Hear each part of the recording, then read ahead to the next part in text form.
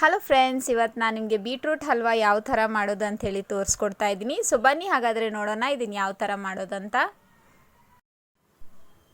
Friends, ಮೊದಲಿಗೆ ಕಡಾಯಿನ gas ಮೇಲಿಟ್ಟು ಅದರಲ್ಲಿ ತುಪ್ಪನ ಹಾಕ್ಕೋಬೇಕು. ತುಪ್ಪ ಬಿಸಿಯಾದ ನಂತರ ಅದರಲ್ಲಿ ಗೋಡಂಬಿನ ಹಾಕಿ ಲೈಟಾಗಿ ಕೆಂಪಗಾಗೋ ಮಟ್ಟ ಹುರ್ಕೋಬೇಕು.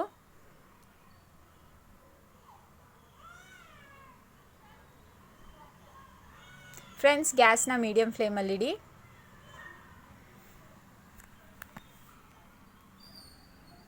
ನೋಡಿ, ಈ ಥರ ಕೆಂಪಗಾದ ನಂತರ ಇದನ್ನು ಸೈಡ್ಗೆ ಎತ್ತಿಟ್ಕೊಳ್ಳಿ.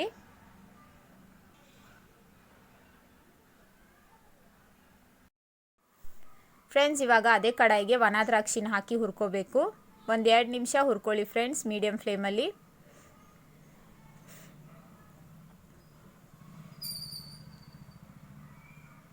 ಫ್ರೆಂಡ್ಸ್, ಇವಾಗ ಇದಾಗಿದೆ, ಇದನ್ನು ಸೈಡ್ಗೆ ಎತ್ತಿಟ್ಕೊಳ್ಳೋಣ.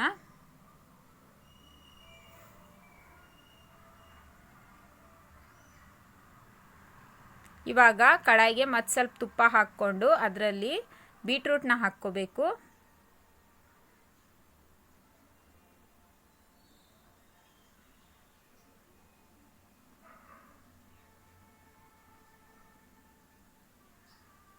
ಇವಾಗ ಇದನ್ನು ಒಂದು 5ರಿಂದ 8 ನಿಮಿಷ ಹುರ್ಕೋಬೇಕು ಫ್ರೆಂಡ್ಸ್.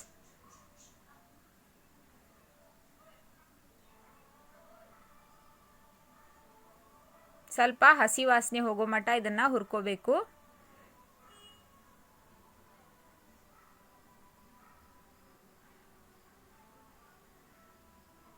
ಫ್ರೆಂಡ್ಸ್, ಇವಾಗ ಇದಾಗಿದೆ.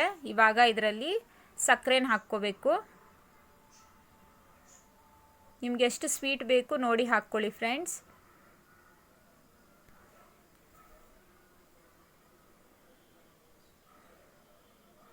ಇವಾಗ ಚಿಟಿಕೆಯಷ್ಟು ಉಪ್ಪು.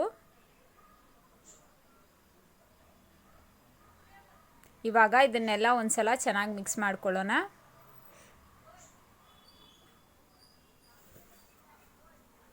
ಇವಾಗ ಇದರಲ್ಲಿ ಹಾಲನ್ನು ಸೇರಿಸ್ಕೋಬೇಕು.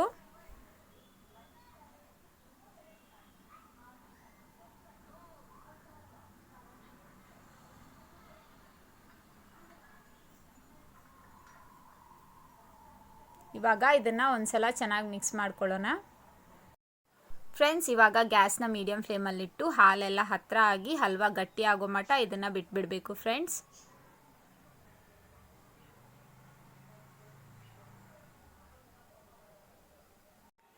ಫ್ರೆಂಡ್ಸ್, 1ರಿಂದ 1.5 ತಾಸು ಹಿಡಿಯುತ್ತೆ ಫ್ರೆಂಡ್ಸ್ ಹಲ್ವಾ ಮಾಡೋದಕ್ಕೆ. ನಿಧಾನ ಆದ್ರೂ ಚೆನ್ನಾಗಿರುತ್ತೆ ಫ್ರೆಂಡ್ಸ್, ಟ್ರೈ ಮಾಡಿ ನೋಡಿ ಒಂದ್ಸಲ.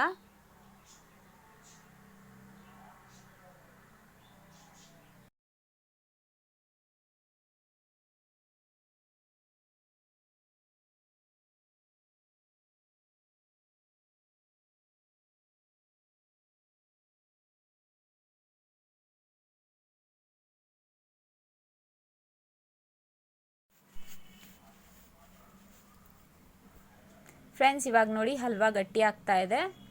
ಇದೇ ಥರ ಇನ್ನೂ ಗಟ್ಟಿ ಆಗಬೇಕು ಫ್ರೆಂಡ್ಸ್. ಈ ಹಾಲೆಲ್ಲ full dry ಆಗಿಬಿಡಬೇಕು.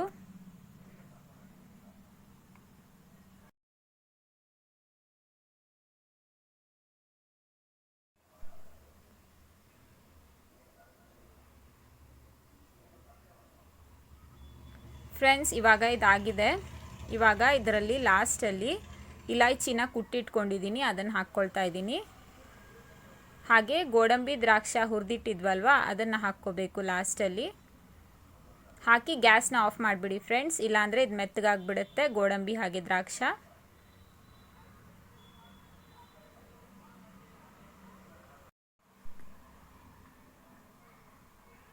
Friends, beetroot halwa ರೆಡಿಯಾಗಿದೆ. ನೋಡಿದ್ರಲ್ವಾ ಬೀಟ್ರೂಟ್ ಹಲ್ವಾನ ಯಾವ ಥರ ಮಾಡ್ಕೊಳ್ಳೋದಂತ.